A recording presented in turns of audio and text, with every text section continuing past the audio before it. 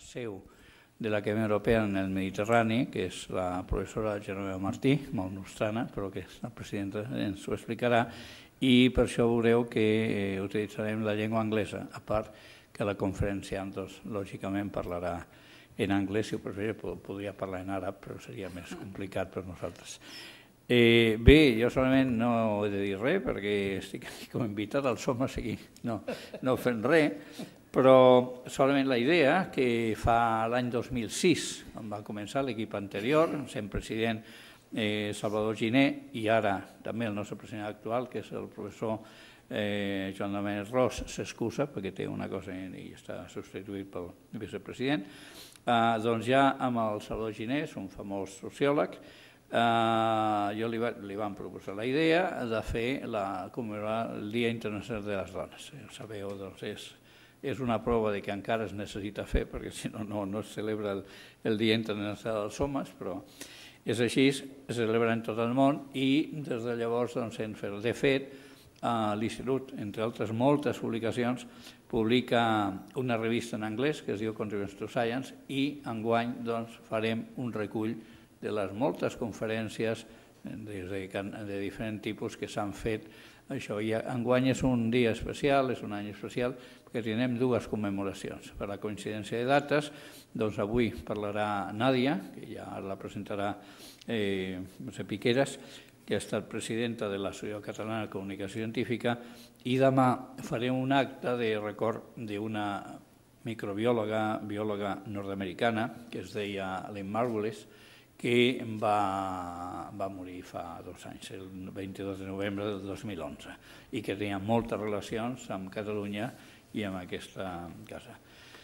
Bé, dit això, let's talk in English. We are very honored to have in the Institute for Catalan Studies, which represents many things, not only Catalonia, you know, Valencia, and also Balearic Islands, and Andorra, in the south of France, Roussillon, and also in a tiny, small city in the Sardinian coast in Italy, which is Alghero. So it's a community, it's not frontiers, political frontiers, and it's a community of about 10 million people, and we are the academy of all this. And perhaps it would be necessary for all of you, you speak Catalan, to remember one thing that happened with Pete Seeger, that recently died, I suppose. That when Pete Seeger introduced a friend of him, Raymond Peleguero, introducing him for a concert in some place in the United States, Pete Seeger, apologized for introducing a singer that was speaking a dialect. And because Raymond was speaking a dialect, Catalan, and Pete Seeger asked the audience, the floor, which was the difference between a dialect and a language. A language is a dialect with an army.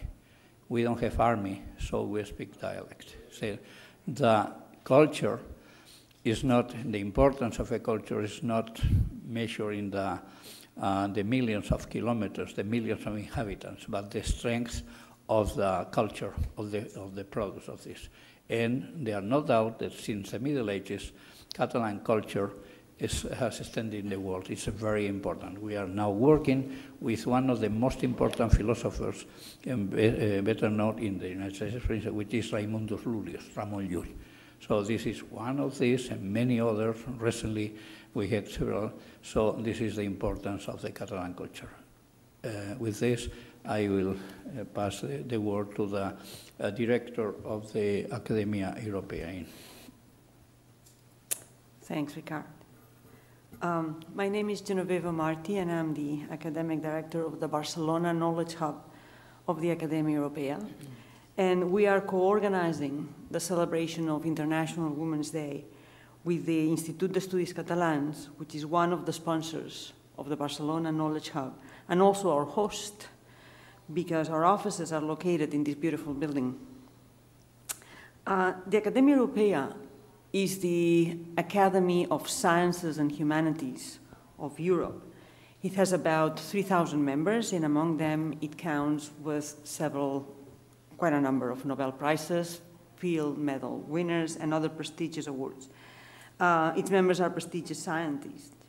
About 2 years ago, the Academia Europaea decided to open a hub, an office, that would take care of its activities in Southern Europe and in the Mediterranean, and Barcelona was the city chosen. We started operating in January 2013, so we have been operating for just over a year. And our mission, the mission of the Barcelona Knowledge Hub, is to promote scientific activities that are multidisciplinary activities, especially in which the input of the humanities and the social sciences is important, precisely because we think that the problems that we face are multifaceted and they have to be solved and they have to be faced looking at them from very different perspectives. Our inaugural event was a disputatio in commemoration of the disputatio of 1263, and it took place in the Saló de Cent with philosopher Thomas Pogge and neuroscientist Mara Dirsen. And let me quickly tell you about two other activities that we're organizing here with the Institut d'Estudis Catalans that may be of interest. Next week, on Thursday, March 13th at 7 p.m., we will have a debate on neuroscience and economics. And we have invited Rosemary Nagel, Antonio Cabrales, and Arcadi Navarro to be the people debating. And on July 16th, 17th, and 18th, we will have the annual conference of the Academia Europaea in Barcelona. And the title of the conference is Young Europe, Realities, Dilemmas, and Opportunities for the New Generation.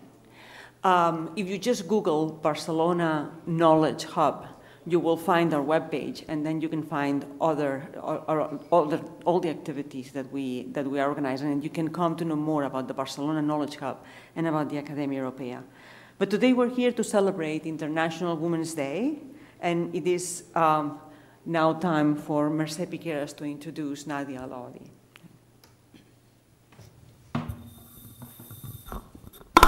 Ja està, no? Bona tarda. Per mi és un plaer presentar Nadia El-Awady aquí. Vaig conèixer Nadia El-Awady quan ella era presidenta de la Federació Mundial de Periodisme Científic, una presidenta molt jove, com podeu veure, perquè no fa gaires anys, però com que encara és jove, doncs encara ho era més.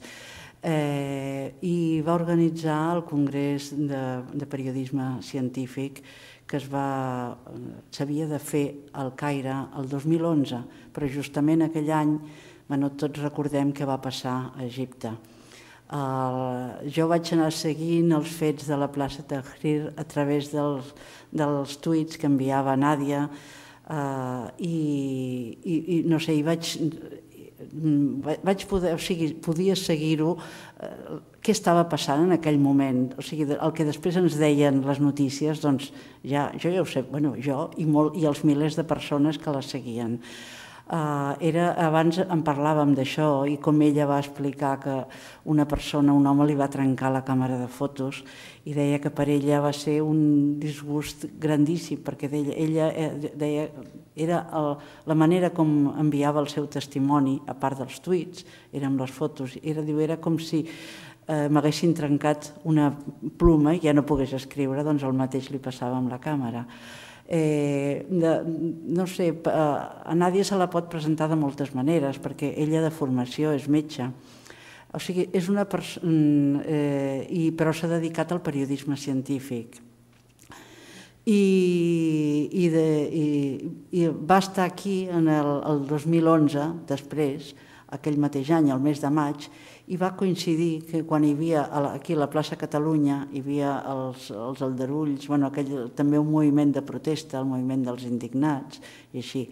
I va venir per fer una classe en el màster de comunicació científica de la Universitat Pompeu Fabra i vam tenir una reunió, vam organitzar una reunió amb membres de l'Associació Catalana de Comunicació Científica i estaven parlaven del descontent que hi havia i no sé, algú li va dir que aquí també hi havia un gran descontent, però ella deia, però almenys vosaltres aquí us podeu queixar.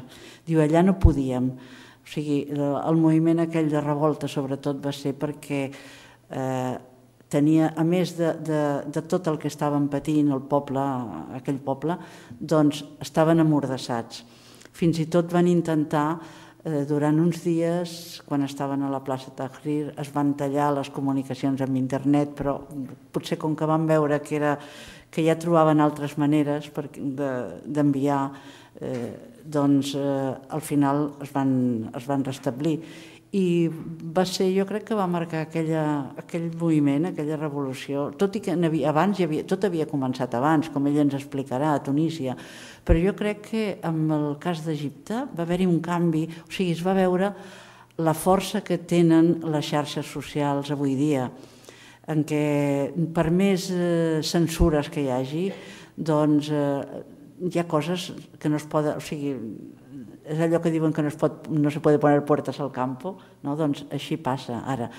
Els nous mitjans permeten que tot el que està passant en un moment se sàpiga per tot el món. I crec que Nadia va ser un testimoni excepcional també per un altre fet, pel fet de ser una dona. I jo voldria, no sé si ens ho explicarà, però si no després li preguntarem, o sigui, què ha representat per a les dones egípcies i àrabs en general aquest moviment que va començar una mica abans a Tunísia, però que a Egipte va ser el gener del 2011. No cal que us digui res més d'ella perquè també si heu vist en el web de l'Institut i els fulls que es van distribuir explica una miqueta la seva biografia. Ella té un blog que és molt interessant perquè explica un blog que jo dic que potser un home no l'hauria fet igual perquè Nadia, a més d'explicar el que veu, explica el que sent també. Però ara deixem-la que sigui ella qui ens parli. Thank you for the introduction. I have no idea what was said, but I'm sure most of it was an exaggeration. I'm just a mother and a wife and someone who's trying to find her place in life. Not much more than that. I'd like to thank my generous hosts for having me, the Institut for Catalan Studies and Academia Europaea. I'm very honored to be here today to speak to you about the situation in Egypt. It's a personal perspective. It's not a historical account, nor is it a political analysis. I am not in a position to be able to do either. I am in a position, however, to give you my personal account of what's been happening in Egypt over the past 3 years. For 2 months following the day the revolution ended, for it did end that day of February 11, 2011, when Mubarak was ousted, I felt completely incapable of going anywhere near Cairo's Tahrir Square, where so much happened during those 18 fateful days. Getting close to Tahrir would conjure up horrible memories I needed to suppress. It was only the day after the revolution ended, on February 12, that I allowed myself to process what I had witnessed and experienced for just under a month. Gunshots, tear gas, skies so full of rocks, they appeared as if they were suspended in midair. Injuries, deaths, how could all that have happened to me, my friends, and my fellow countrymen? I found the experience of putting together this talk very similar to my experience following the revolution. If I came too close to it, it conjured up memories I needed to suppress. More than once, I considered canceling this talk, but every time I told myself that ours was a story that needed to be told, no matter how difficult, no matter how traumatizing, no matter how grim. It's difficult to find that point in history where a certain story starts.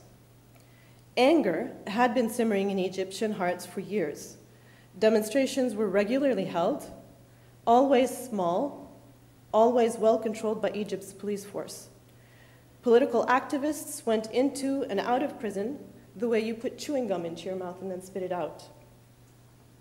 That was the only Egypt we ever knew. Sometimes normal Egyptians like me would take notice. Other times we would feel bored of the same old story and just move on with our lives. Things were hard enough as they were for us to worry about other people's lives. That is exactly what many people believe Mubarak's regime was banking on. Keep the people overwhelmed with finding their daily bread, and they will not have the energy or the time to get involved in politics. If that was the plan, it worked for decades.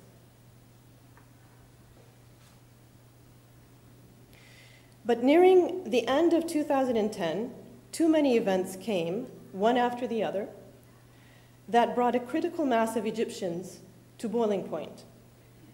There were abundant rumors that Mubarak's son, Gamal, was planning to run for presidency. Many Egyptians loudly opposed what was referred to as inheriting the presidency in Egypt. In February of 2010, the former International Atomic Energy Agency Director General Mohammed al-Baradei returned to Egypt and together with opposition figures and activists formed a coalition for political change. The coalition found much support among younger Egyptians. On June 6th of 2010, Khalid Said, a 28-year-old man from Alexandria, was arrested on dubious charges of theft and possession of weapons. Witnesses reported that the police beat him to death.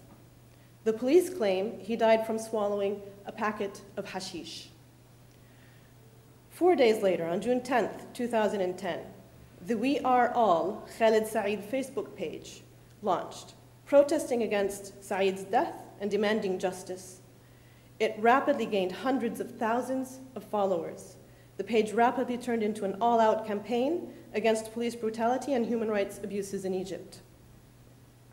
On November 24, 2010, Coptic Christians clashed with police in Giza over the construction of a church complex. The government had issued an order to halt its construction.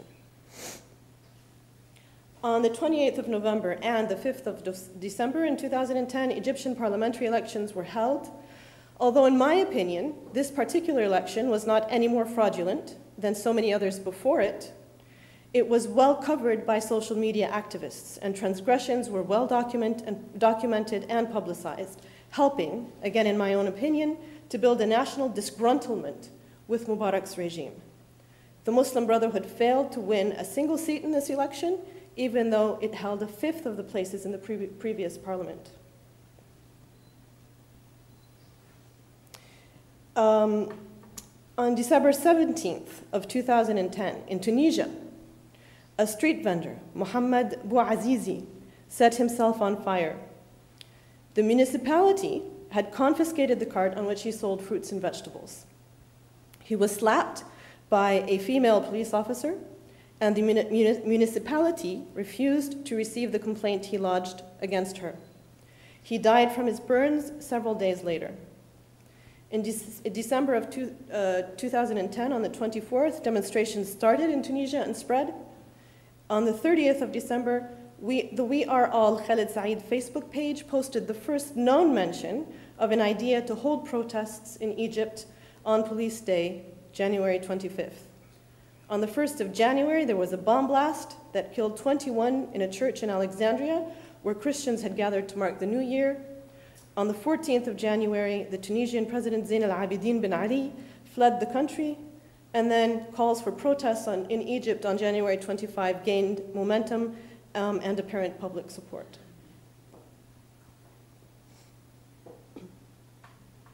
My friend Arwa and I had seen all the calls for demonstrations to be held on Police Day on January 25, but we were very skeptical it would result in anything. We had seen so many similar calls in the previous months and years. They had rarely amounted to little more than a few people gathering on the street. I personally attended many demonstrations in Egypt since I was a university student. I even organized a demonstration when I was in university. Demonstrations organized by students within university grounds were usually quite impressive, but they were almost always contained within the walls of the university, where they were relatively safe from police harassment. Up until January 25, 2011, I had never personally seen a demonstration outside of a university that involved more than 100 to 200 participants. My friend Arwa and I thought the January 25 demonstration would be like all the others. We went anyways. It was a holiday. We had time on our hands, and you never know. And it was there that we started what will probably prove to be the most momentous event of our lives. On Tuesday, January 25, thousands of people took to the streets of Cairo and marched through its downtown area. I had never seen anything of the sort in Cairo. The demonstrators were just normal people. Besides a small number of flags belonging to the Weft party at the beginning of the demonstrations that day, I saw no identifying elements that would say that these people belong to one organization or party or another. They were just people, thousands of them. People protesting against police brutality, people protesting for better health care, people protesting for a better life, and some starting to chant, "Down with Mubarak." Arwa and I were elated to see that the Egyptian people had woken up. We could hardly believe it. Clashes happened that first day between the protesters and the police, but by the end of the day, the people had taken over Tahrir Square in the center of the city for a brief period of time.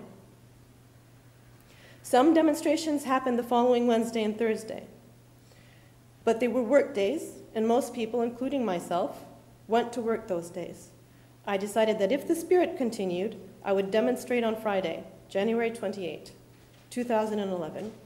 The first Friday is the first day of the Egyptian weekend. On Friday, many Egyptians died.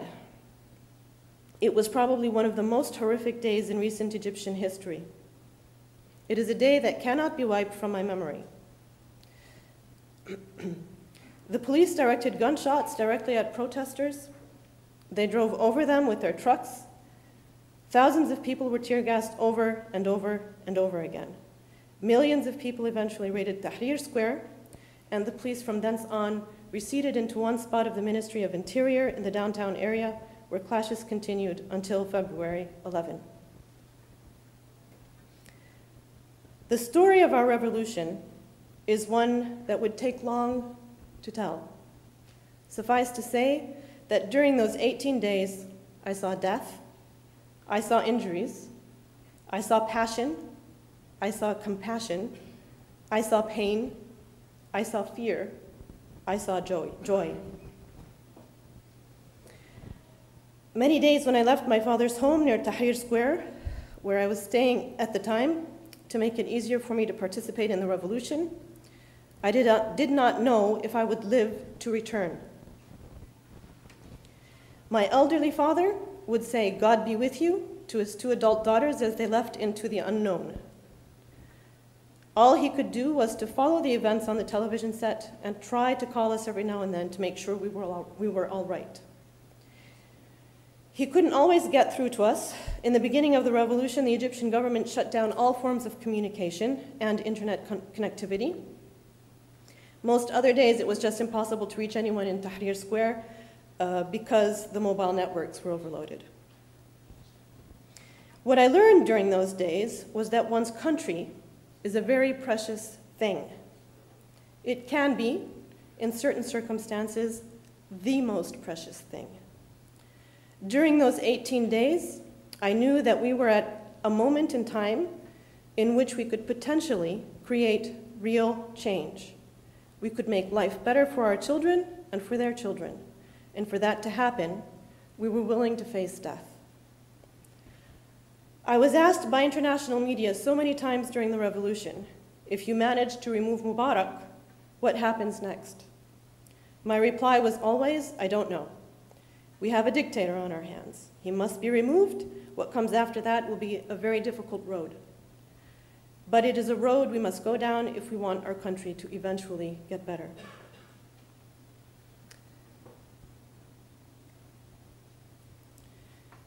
Perhaps 1 or 2 months after the revolution, I found myself writing in a Facebook status, "After the cleansing rains, the creepy crawlies come out of their holes." The revolution was like a cleansing rain for Egypt, or so many of us thought at the time. But it took only a short period of time for more corruption, much of it in the form of intellectually corrupted minds, to appear on the surface. A struggle began over who was going to take control of the country once the army let go. And much of that struggle was a power struggle over the minds of the Egyptian people. So much happened in Egypt in the 3 years that followed the revolution.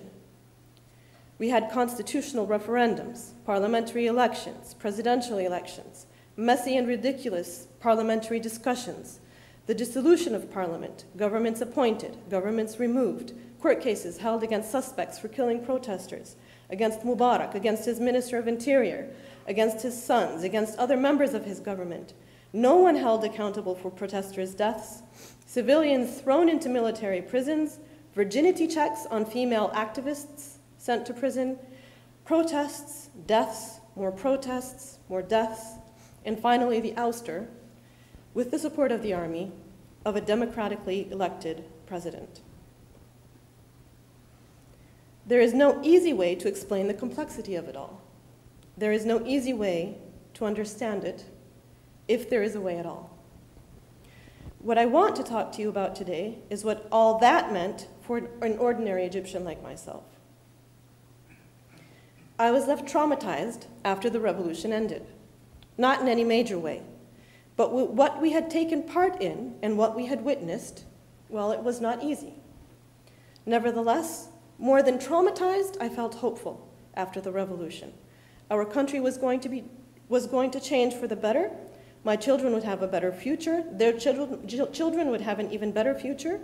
It would take years and years, I knew, but we had started the process, and I was proud to have been part of it.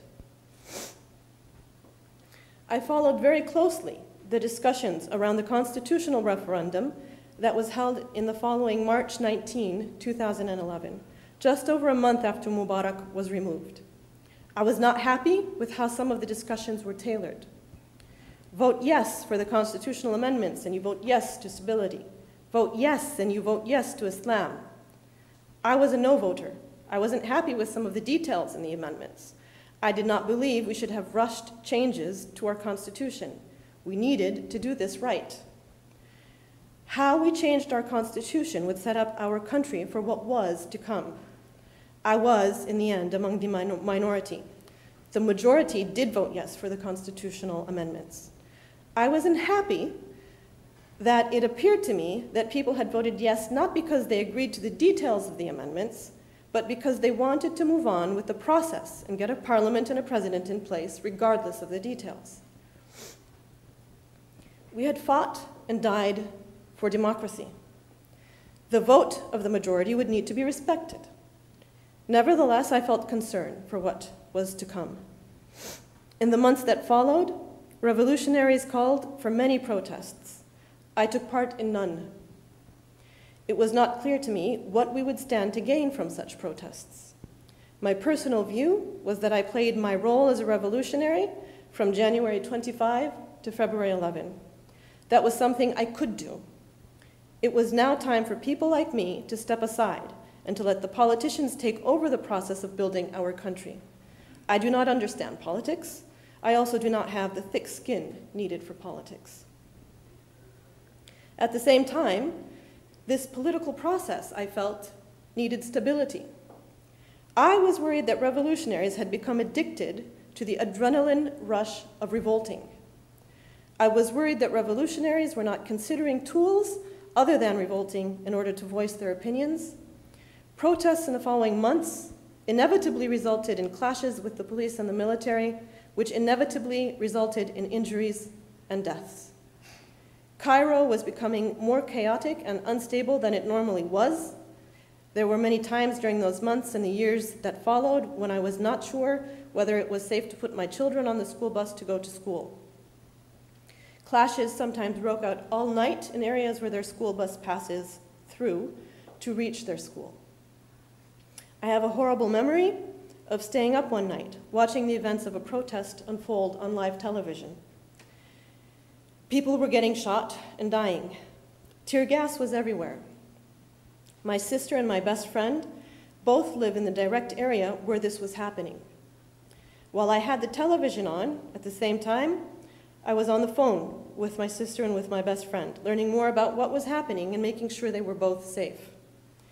I spent the whole night trying to figure out if this was going to be a protest that would settle down by dawn, or if it was something that would continue into the following day. My children would have to pass through that area to get to school the next day. In the end, I kept them home with me the next day. As the politics unfolded in Egypt, we had no choice but to try to go on living our everyday lives. I remember as a young woman, I tried to understand how people I knew were able to continue living in Beirut during Lebanon's 25 years of civil war.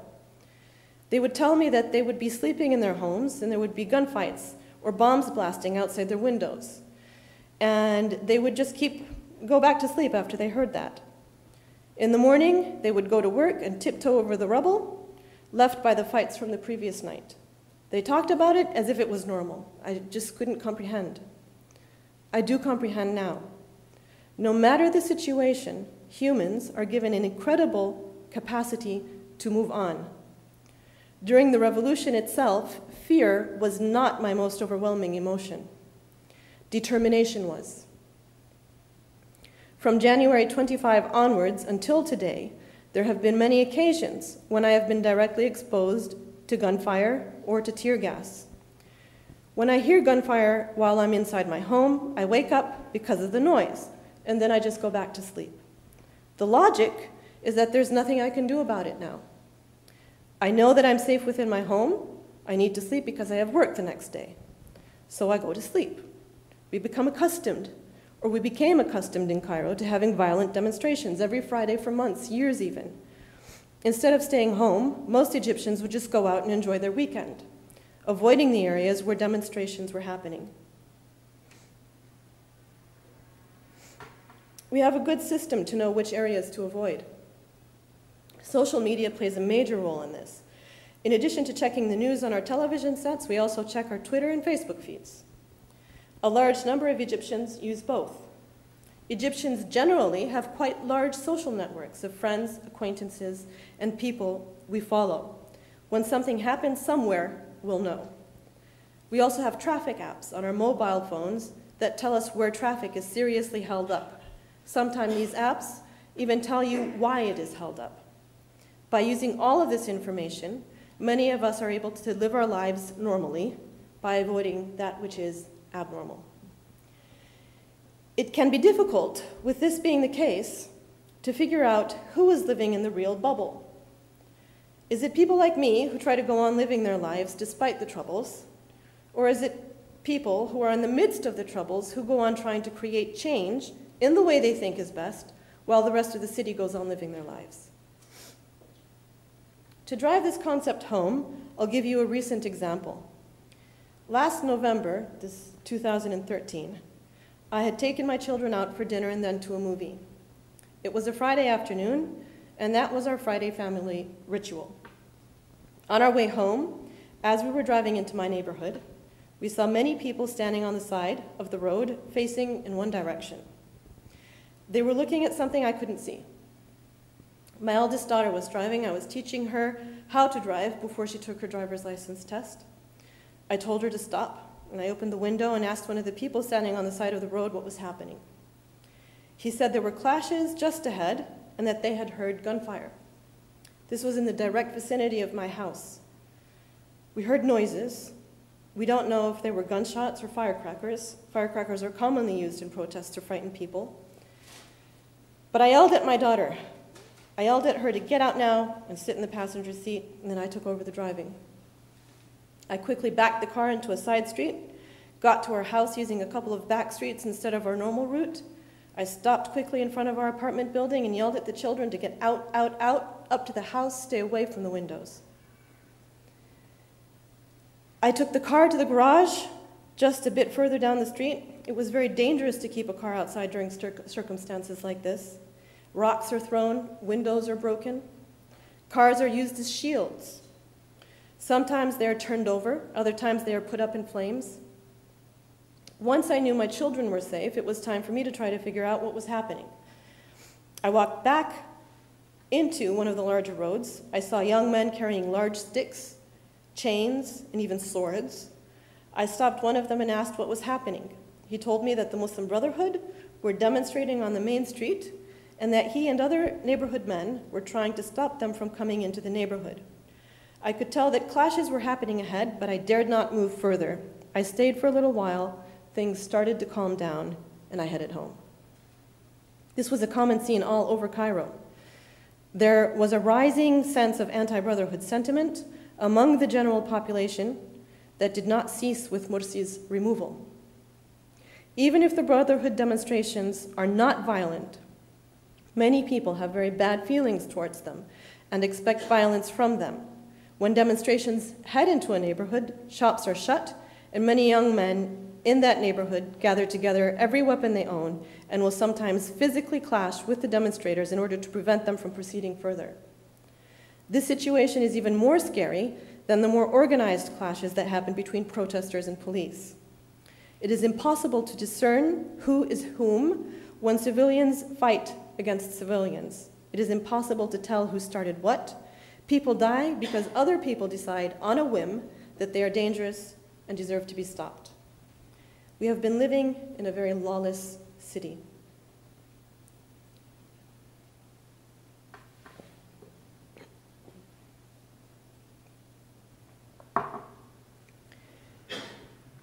I was in the UK during the summer of 2013, last summer.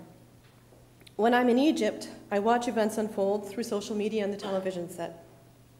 Every now and then, I unwillingly become part of an event myself, such as the one I just described. When I'm away from Egypt, I follow the events through social media and television. The only difference is that I cannot personally and physically end up being part of an unfolding event.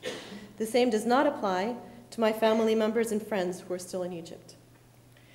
On June 30th, 2013, I was horrified as I watched millions of Egyptians take to the streets, demanding that President Morsi be removed. During the run-up to the June 30 protests, I was using social media to do everything in my power to persuade friends and followers that trying to remove a democratically elected president by force was only going to make matters worse for our country. The June 30 protesters had legitimate grievances. President Morsi had given himself constitutional powers that a very large number of people did not agree with. Very large numbers of Egyptians protested against this when it happened. Morsi had appointed consultants who were leaving him one after the other because he was not listening to their consultations. In some cases, he wasn't even consulting them. In June 2013, Morsi appointed Islamist allies in 13 of Egypt's 27 governorates. The governor appointed to Luxor once belonged to an Islamist group that was linked to the massacre of tourists in Luxor in 1997. There was talk about the Brotherhood-led government rearranging the boundaries of electorates in a way that would give Brotherhood members a stronger chance of winning in future elections. The Egyptian people had legitimate reason to be concerned. In my opinion, they had legitimate reason to want to remove Morsi. The question was, what was the best way to go about this for the country? It is important to note that there is another side to the story. Even though Morsi was president, he had virtually no control over the police, the army, or the judiciary. In his speeches, he frequently mentioned, much to the amusement of many Egyptians, conspiracies that were happening behind the scenes to remove him. None of us doubted this to be the case. What Egyptians have referred to as the deep state from Mubarak's time continued to thrive. We knew this. We knew we had only managed to remove the head of that regime. We had not even managed to bring him properly to justice. The deep state would surely be strategically planning ways to oust Morsi or anyone else who might have been in his place and retake power. Morsi and the Brotherhood-led government found themselves in an almost impossible situation. Anyone else elected to the presidency would have found themselves in the same position. Morsi's reaction was to turn inward to the Brotherhood that he knew and trusted. In my view, one of his biggest mistakes was not that he gave himself constitutional powers. It was not that he mistrusted his consultants. It was not that he appointed Islamist allies as governors. Mursi's biggest mistake was his lack of transparency with the Egyptian people. Had he, in one of his many very long public speeches, plainly explained the obstacles that were being placed in his path in order to create a stable Egypt, he might have had more support from those that really mattered, the Egyptian people. But there was no transparency. Mursi simply did in his speeches what so many Egyptians commonly do when they're sitting over coffee and talking. He talked generally and vaguely about information that had reached him that certain people were making plans against him. In one speech, he laughably named the names of some thugs in some neighborhoods in Cairo who were creating havoc. Instead of telling the Egyptian people about the specific problems he faced with the police, the army, and the judiciary, he continuously made public statements supporting them and raising them on a pedestal. Clearly, his strategy was to win them over this way, but it wasn't working and his hands were tied. So much so that when protests happened just outside the presidential palace at one point during his presidency, he was unable to depend on the protection of the police. The result being calls from the Brotherhood to their members to protect the palace and the president themselves. This resulted in very bloody and deadly clashes between protesters and Brotherhood members. Mursi and the Brotherhood handled the entirety of the political situation horribly. In my view, their lack of public transparency was their downfall. So many revolutionaries were furious. Opposition parties were furious. Egyptians were furious, and understandably, the not insignificant number of Egyptians who were pro-Mubarak or anti-Brotherhood saw this as their chance to remove their opponent. In the run-up to the June 30 protests, for weeks, there had been gasoline shortages and electricity cuts. Gasoline shortages meant that vehicles would stand for hours in long lines in front of gas stations for when gas actually did become available. Not only did this mean that people had to take days off of work to make sure that their cars had fuel, or that taxi drivers lost income because they had to frequently lose a day of work to get fuel, but it also meant that the streets of Cairo were bottlenecked at gas stations in so many places that movement on the city streets had virtually come to a standstill in some places. As for the electricity cuts, it meant that people could not use air conditioners in the hot summer months of Cairo. It meant that families were sitting in the dark for hours. More importantly, for many, it meant there was no running water because so many apartment buildings in the city depend on electric water pumps to pump the water up to their apartments or to water tanks that are on the tops of buildings. Egyptians were never given logical explanations as to why we had these severe gasoline shortages and electricity cuts. I suspect, as do many others, that it was part of a plan to make life hell for Egyptians so that they would blame Mursi and his government, thus expediting his removal. Life was indeed hell. The lack of transparency on behalf of Mursi and his government made people even more angry. He may very well have been trying to manage the situation behind the scenes, but Egyptians felt they deserved an explanation, one that made sense. People wanted the man gone, by force if need be. It worked with Mubarak, it should work with Mursi. The difference, though, in my opinion, was that Mubarak was a 30-year-long dictator who was not really chosen by the people. Mursi, on the other hand, came into power as a result of a revolution followed by democratic elections. He had only been in power for 1 year. For so many people, he was not the best choice. He was the only choice. His opponent in the presidential elections was a former Mubarak minister. Do you choose a former Mubarak man or a Muslim Brotherhood man? It was like choosing between two evils for so many people. Even so, there was a significant portion of the Egyptian population who chose Mursi because they truly supported him and the Muslim Brotherhood. I told friends and followers through social media to think things through. What happens if you forcibly remove Mursi? Then what? Who takes over? It's going to be the army. Are we in a position to trust the army more than we trust Mursi? Will they not give themselves even more powers than Morsi gave himself? How will they leave for us to get someone else in their place? Can we trust that person when he comes? Will he do any better than Morsi has done? Then, if the Brotherhood is forcibly removed, will they not be turned into victims? They will be pursued, and they will get sympathy. As someone who did not approve of the Brotherhood's handling of the country, or of their own organization for that matter, I was willing to wait for their term to end and to hold democratic elections afterwards to bring someone else in. The Brotherhood were shooting themselves in the foot. They were proving beyond a shadow of a doubt that they did not have the necessary competence to govern our country. That would mean that there was a good chance they would not succeed in the next elections. If they were forcibly removed, I believed, they could regain some public sympathy because they would become victims. We needed to give democracy a chance, I believed. As a people, there was a need for us to look into the future and calculate the results of the actions we took. We needed to figure out what was best for the country in the long run, not in the next few days, weeks, or years. I was not, of course, the only one who thought this way. Many of my revolutionary friends thought the same. But too many Egyptians did not, including many revolutionaries. They wanted Morsi gone. They trusted the army once, so they believed they could trust them again.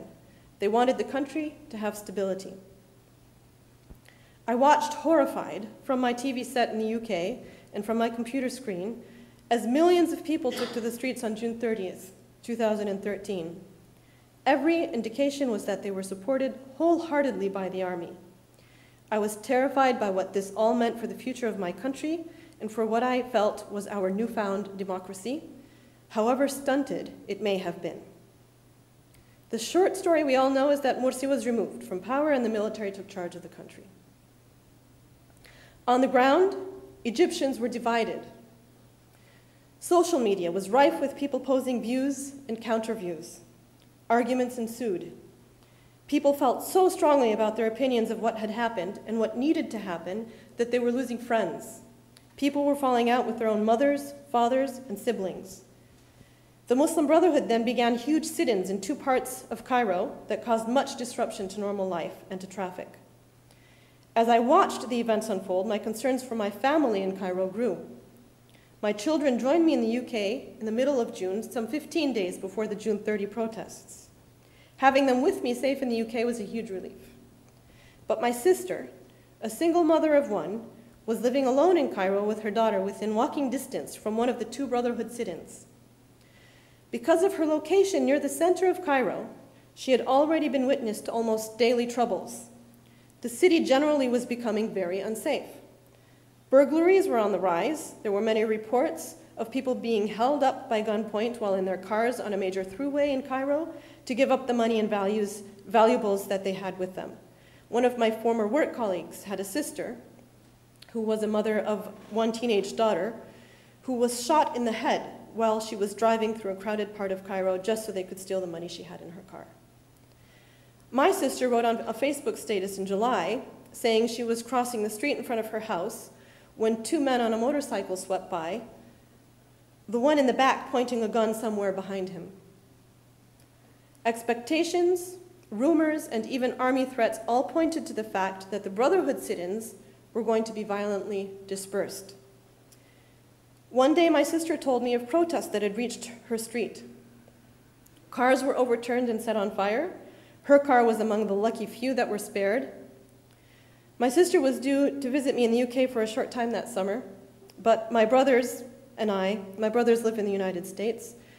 We got together and we told her that she needed to change her plans and to come to the UK earlier. We were not happy with her being alone in Cairo in that neighborhood at such a deadly time. She arrived with her daughter to the UK on July 11. On August 14, the army and police invaded the Brotherhood sit-ins, and hundreds, if not more, were violently killed. My sister and I followed the event from the UK in horror. A former work colleague of mine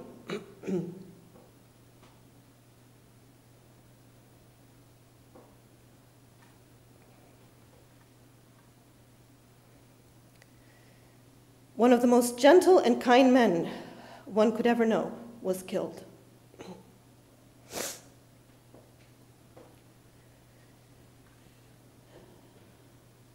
Almost every friend I knew had a friend or a family member who died. It wasn't only Brotherhood members who were in these sit-ins. Many people who were against the forceful removal of a democratically elected president, whether they supported him personally or not, were regularly visiting these sit-ins. My sister and I spent the day crying almost uncontrollably. What was more hurtful, possibly, than the fact that so many people were getting killed was the fact that we were seeing so many Egyptians supporting the violent dispersal. Things like, they're getting what they deserve, were being said by a significant number of people. Some people were visibly happy that the sit-ins were being dispersed in this matter. Some people were even celebrating. For me, my sister, and for so many others, the killings were one thing. The celebrations of those killings by fellow Egyptians was another thing altogether. We were heartbroken by our own countrymen. We felt helpless. We lost trust in the people of our country to think and to act like human beings. We felt very insecure. My family immediately got together to send my sister and her daughter to live with my brothers in the United States. The situation in Egypt had created a sense of intense anxiety among us. We needed to know that my sister and my niece would be safe, even though she had no home in the United States, no work, and no definite prospect of work there. She and her daughter left the UK to the United States. It has been and continues to be a difficult journey for my sister, but she has the help and support of our family to make things work, and she is gradually establishing herself in a new country. When I married my husband, Colin, back there, at the end of 2011, the year of the revolution, our plan was that we would move to Cairo. Even though the situation in Egypt was not the best, we all still had hope that with time, Egypt would prosper. As the weeks and months went by, it became clear that Egypt was moving towards an instability that would make life for Colin there very difficult. We had political insecurity. The general security situation was worsening each day. We had an economic instability. How could I ask my husband to leave the secure job, home, and life he had in his country to come to live in a completely insecure Egypt? The result has been that Colin continues to live in the UK. I have spent the first 2 years of our marriage traveling back and forth between my children in Egypt and my husband in the United Kingdom.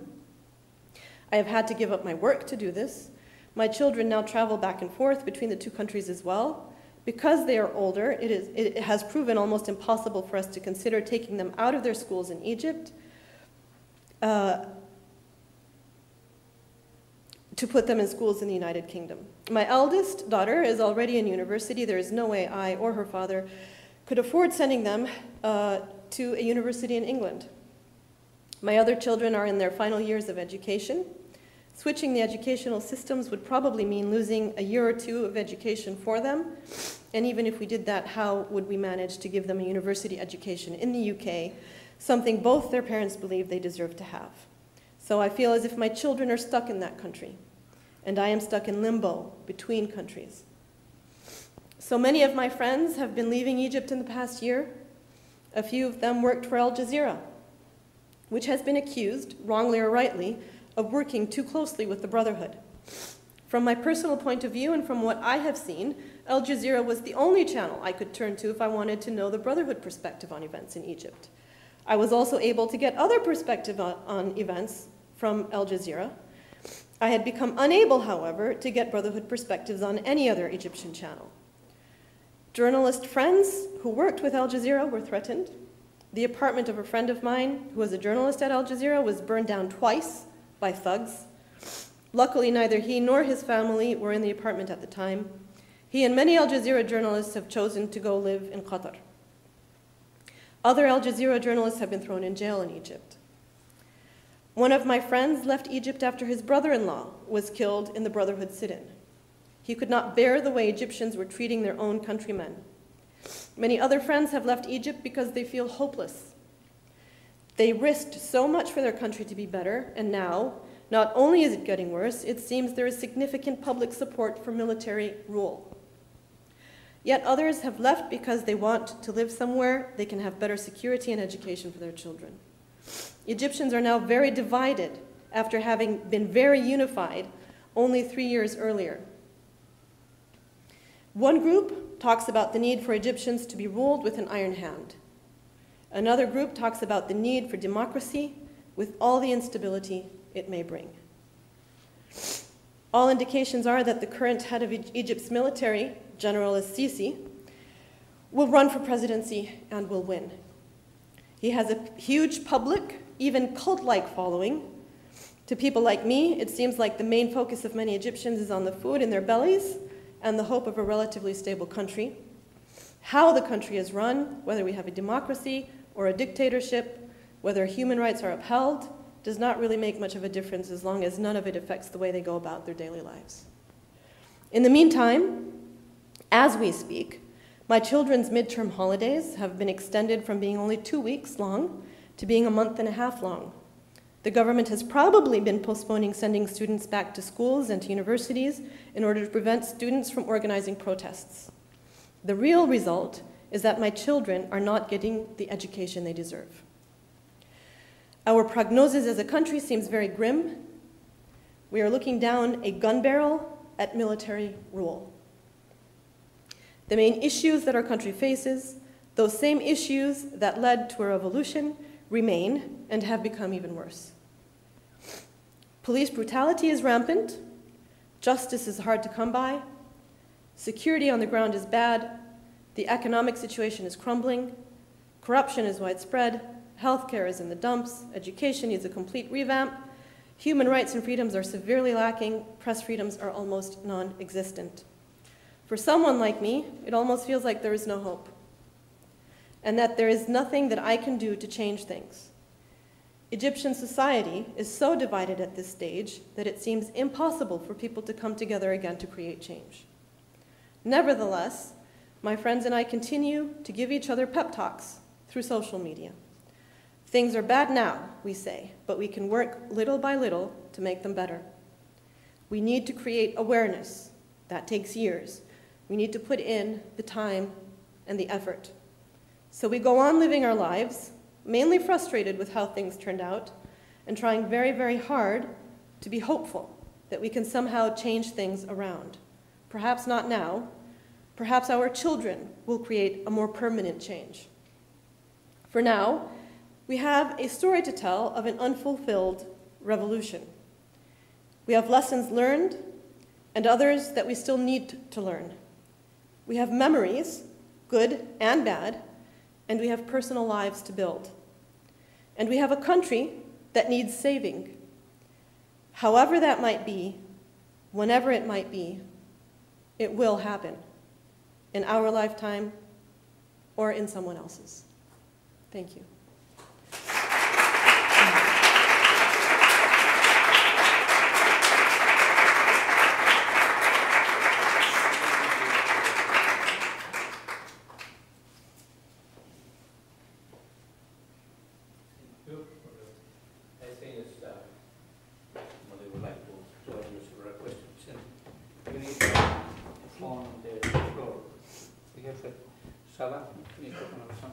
Okay.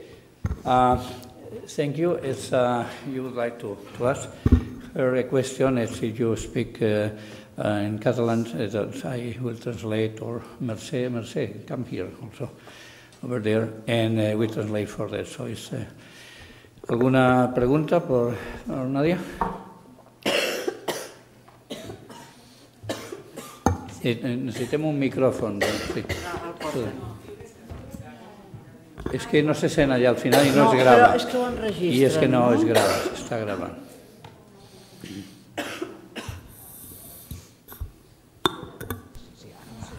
No ho sé. Sí, que va, sí.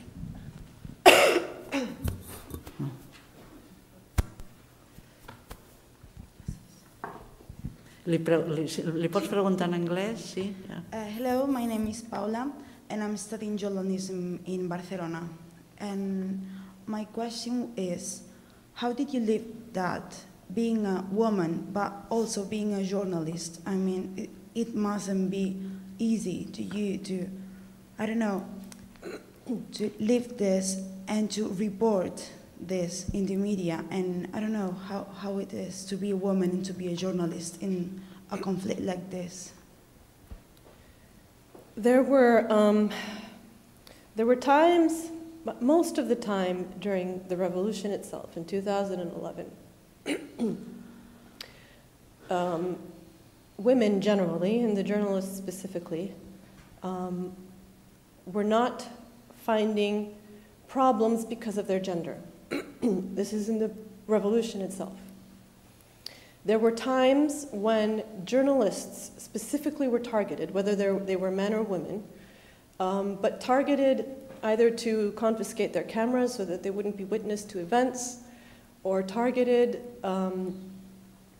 meaning that sometimes people would be placed within Tahrir Square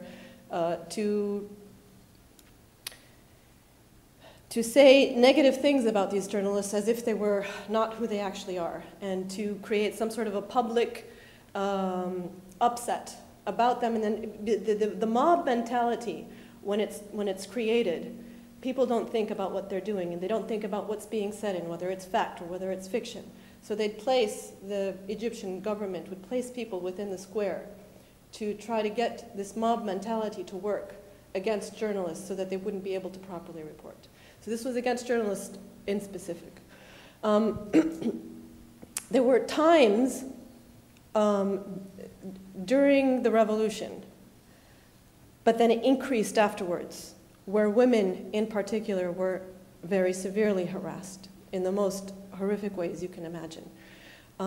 It was actually not a problem in the beginning during the revolution. And I recall very clearly it was January 28th, the very horrible day where so many people were killed because of the clashes with the police. I remember that night saying to my friend that we're women walking in the midst of all of this, and nobody has touched us, nobody has harassed us, nobody has said a bad word to us, that we felt that this was the true Egyptian spirit. That changed later. And now many women find it very difficult, not even just within the revolutionary,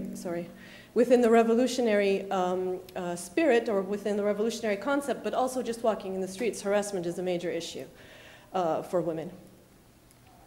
I've personally never had to deal with that. I've been very fortunate. I was targeted as as someone holding a camera while I was filming. If you followed the events, there was something we call the Day of the Camels, when camels marched into Tahrir Square with pro-Mubarak men on them.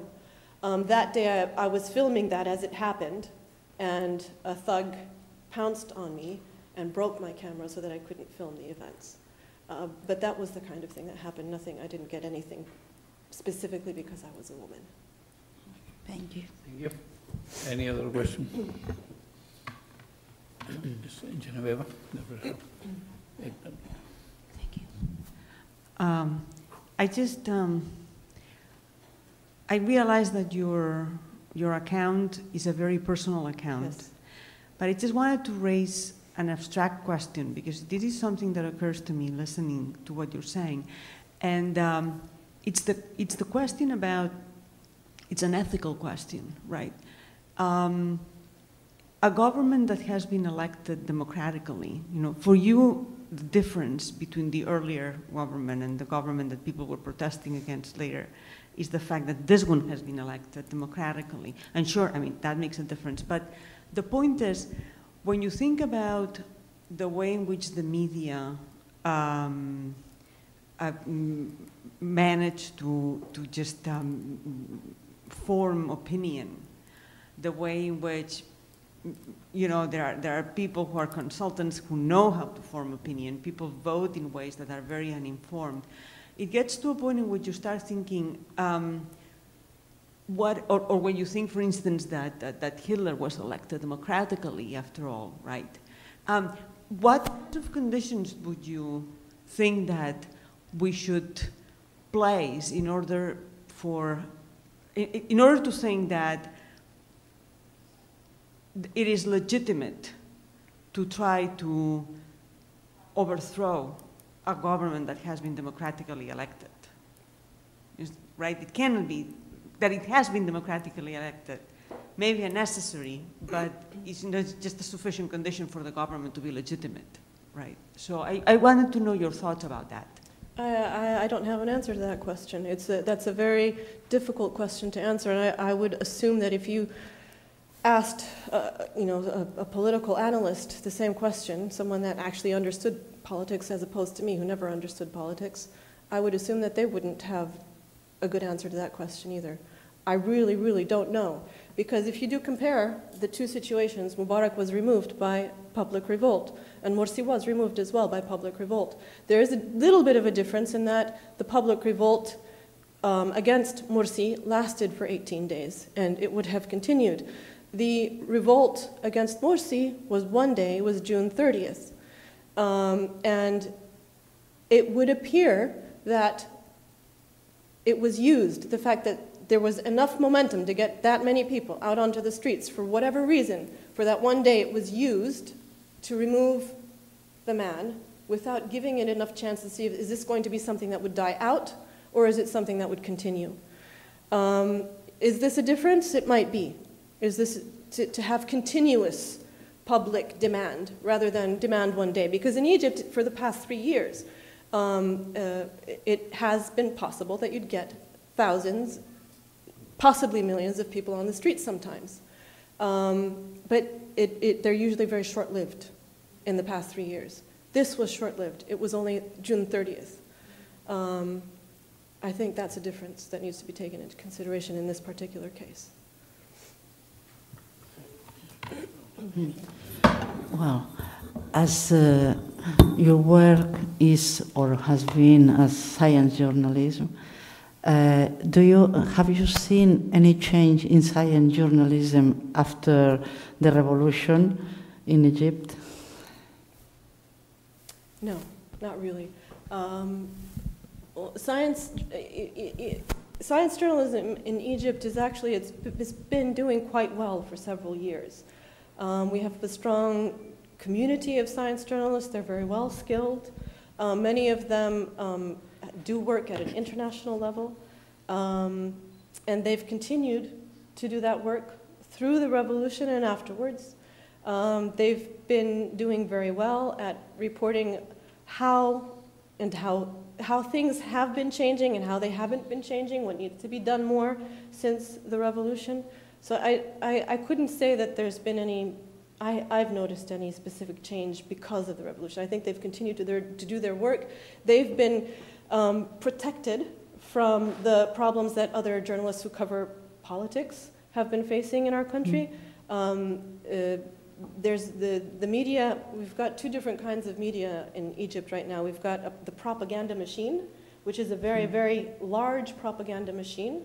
The media is being used very well by different, mainly by the people in position of power, to create a certain mindset within the country. And then you have what I would think is a much smaller number of professional journalists who cover events in a balanced way without showing biases. And those journalists are the ones that are targeted by the powers that be in Egypt, and many of them have been thrown in jail. Some have died while they covered protests. And that's been a big problem for journalists. The science journalists have been protected from that. And for science, before your lecture, we were talking about the Library of Alexandria, and those institutions. Have there been any changes in those institutions or universities, or so? There are some changes in academic institutions, and they go back and forth. University staff have been asking for more independence when it comes to being able to appoint heads of universities, and when it comes to being able to appoint their deans. These, in many cases, before it used to be appointment by the president. University staff want to have their independence from this. They gained it to a certain degree after the revolution. Also, but it's been an ongoing process. There's still so much more that needs to be gained. One of the things that universities struggled with during Mubarak's time was that there was always a police force located within university walls. After the revolution, these were removed, and now they've returned again. And so there's been a lot of back and forth with institutions, especially the academic institutions in Egypt. A little bit of gain and a little bit of loss, and a little bit of gain and a little bit of loss. And they just continue to try to do their best. And as I said, the problem that we have right now, or one of the problems, is that university and school education has been suspended for the past month and a half. They started out with a 2-week holiday, and now it's been a month and a half. And that's usually to prevent students from organizing protests. Thank you. I have a twofold question. First, if you compare situation of women, professional women, I mean, 10 years ago, with the old regime, not in the crisis, and with the present, the after revolution, which is the difference between the situation of women, you change or you are still the same. This is the first. And the second, if you compare the situation in Egypt and you compare with the situation, let's say in the Mediterranean, from Moroccan women, from Tunisian women, Algerian women, Lebanese women, which is the situation that you consider that in Egypt is the most advanced situation, or in the middle, or which is the best Arabic country to be a woman? Okay. The situation in Egypt for women in general, I would say, hasn't changed much. That's not necessarily a horrible thing, because women have always, in my opinion, we've had I'd say a relatively good situation compared to many other Arab countries. But there is much room for improvement for women in Egypt. And what I've heard other women say repeatedly is that what the revolution has done is not, it hasn't changed the situation, but it has changed the mindsets of women. And it's not just the mindsets of women, but it's the mindsets of youth generally that's changed. We're in an age where people are more exposed to the internet, to satellite television, to the world, to knowledge, to information. That's one of the reasons why we were able to have this revolution in 2011, because we have this youth that has been exposed to other ideas, and they want something different from what we've had. Women, as part of that, have been part of that change in the mindset. And they're more able to express themselves. They're more able to decide on what their needs are and what they need to see change. And I think that's where the main change has happened since the revolution, with women and with youth in general. Compare us with other Arab countries. Egyptian women have been doing pretty well for quite some time. I think in Tunisia it's the same, and a lot of it has to do with the state of education in our countries. There are other Arab countries where the state of education is not as high as in Egypt and as in Tunisia, where the women's situation is not as strong. And it's not just the women. I usually don't think that the focus needs to be on one gender in particular, because when one gender in particular has a problem, when you look at it, you'll find that it's both genders that have problems. It's society that has problems. And so just as women in Morocco may have problems, men in Morocco will have problems as well. And a lot of it, in my opinion, has to do with the education systems. Of course, we have the Gulf countries that are getting more education and more science, but yet still are very controlled by a closed culture.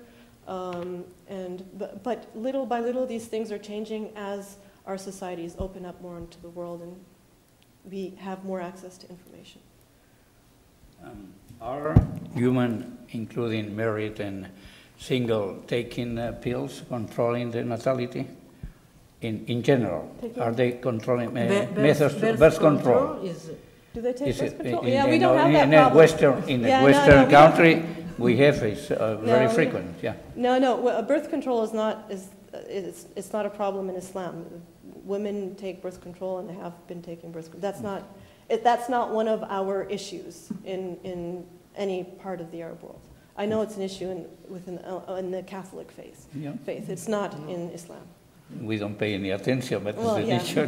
No, but it's not an issue in Islam. Okay. Any other question? Celia? Well, thanks for coming and giving this nice talk. I was thinking, I mean, it's just a comment, no? About the power of the networking and the information that made possible at the very beginning, no? To change things that it seems impossible, and to convince thousands of people to go out there and try to change in one direction. And this is a big power, and then you can manage, and you were happy, no, about that at the very beginning. And then we had the same tools, but you cannot use these tools to get stability. And I mean, this in ecology is also, I mean, I'm a biologist, so I was thinking that it's very easy to disturb in a very rapid way a system, no? And you take a lot of time to recover the system. But as a human beings that we thought, or we think that we are more powerful, we should get the matter to use these tools in another direction when it's necessary. You know? And I don't. Well, we have two different situations right now. We have the situation in which social media, people were able to use social media in a context where there was a unity already there, a unity in being disgruntled with the regime, with Mubarak's regime. So as I explained, that there were a series of events that happened over the past year or two before the revolution that caused a significant number of Egyptians to feel unified, regardless of the social media, against the regime. Social media then came into effect to use that and to push it forward a little bit further. Now we're in a completely different situation. There's absolutely no unity in Egypt. It's very, very divided. As I said, there's division within families. There's division among very close friends on what needs to be done and what's the right way to go with Egypt. Do we go with the democracy that has caused problem over this past year or three?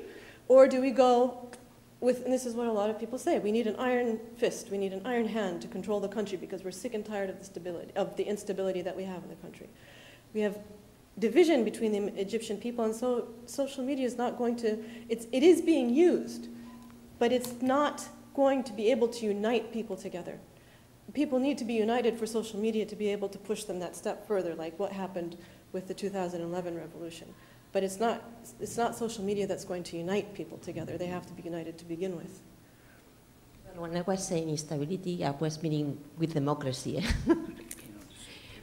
Thanks. Well, do you think that what has happened in Egypt has been understood abroad?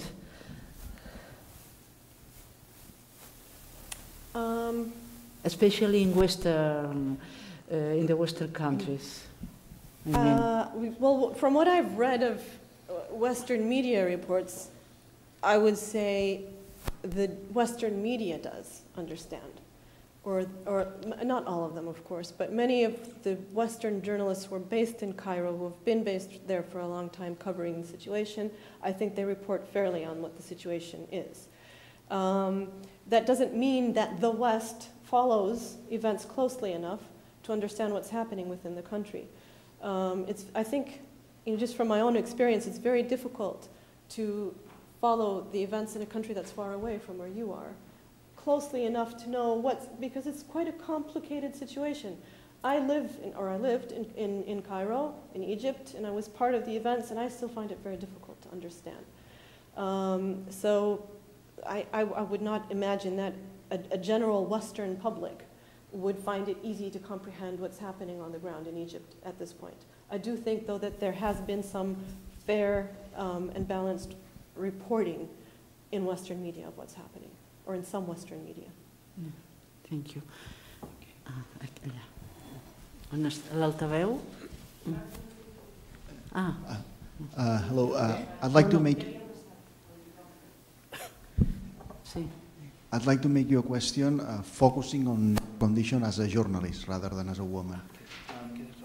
In her introduction, Mercè Piquera said that before watching the news, she was already aware of what was going on because she was following your tweets. Then you referred to the fact that you had to watch Al Jazeera to have both sides of the story, let's put it this way. And I'd like to ask you whether do you think that journalists in general are losing control of the information because of the fact that everybody can report. This could apply, for instance, to the Tahrir Square as people reporting it, or as a science journalist, anybody can open a blog and talk about whatever. We have increasingly people getting informed or they believe they are informed through uninformal ways. Yeah. What's your view on this? I'm actually a supporter of what we call citizen journalism. For about 6 months, I was involved in a project organized by something called the International Center for Journalists to train Egyptian citizens on how to report events, local events. And I think it's very good that anybody can be on the ground in a certain event and report what they witness. I don't think that's where the problem is. I think the problem is in the minds of the people who receive the information. We have a problem that we don't verify, just as the general public. We don't verify the information that we receive. We are now bombarded with information from so many different sources, from the media, from blogs, from Twitter, from Facebook. We're bombarded with this information, and you need to be able to be aware that not every single thing that is said in any of these communication channels is necessarily fact. And so what we really need to work on is getting the general public aware of how to verify information and how to look at more than one source and not to depend on one singular source as a credible source of information. And even the media, is actually, especially the media in Egypt at this stage right now, can be considered a very incredible source of information. And people need to understand that because the media is being used as a propaganda machine within the country. And so it's not about the journalists losing control. It's much more complex than that. And having people having the ability to communicate information is a good thing, in my opinion, no matter what channel they're doing it through. What we need to make sure happens is that the receiver on the other end learns how to verify what they receive. Hi, I think you were in Barcelona 3 years ago. I don't know if you had the opportunity to go to Plaza Catalunya, our Revolution Square. Yeah. I did. And I would like to know, how does it make you feel that so many people in the Catalan square and in other squares over the world are inspired by your revolution and by your country, because there are huge differences between your country and ours. For example, we have decided our government, our politicians, you know? I think, well, I'll tell you what I feel. I feel a sense of brotherhood and a sense of pride. So the sense of pride being that we were able to do something in Egypt, even though it might not have been long-lived. We'll never know if it's long-lived until, we have to wait for several years to see what actually pans out. But even though it feels right now that the situation is grim, but we have great pride in seeing that we have been able to inspire others to follow in our footsteps, regardless of the different contexts that these different countries are in. At the same time, I always feel a sense of brotherhood. When, like right now when I'm following the events in the Ukraine, I always feel like I'm watching my brothers and sisters in the Ukraine and their struggle, and I always see so many parallels between what they're going through, even though the context is very different still. But I always see the parallels more than I see the differences in what they're going through and what we went through and continue to go through. And so there's this sense of, brotherhood. These are my brothers, these are my sisters.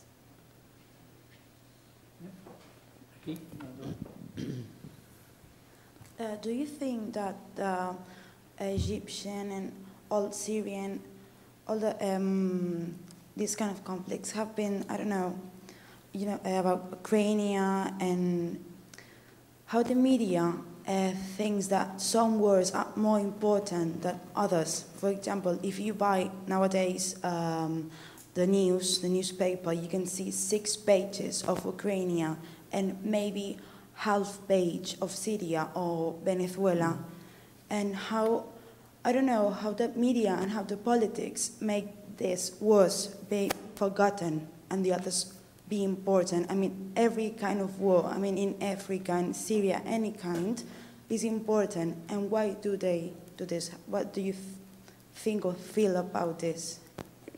Well, there are many different reasons why they do this. It can be where they have correspondence. They have correspondence in one country, or they have the money to send correspondence somewhere, and they don't have the money to send correspondence elsewhere. It could be that there's some sort of an agenda, a political agenda,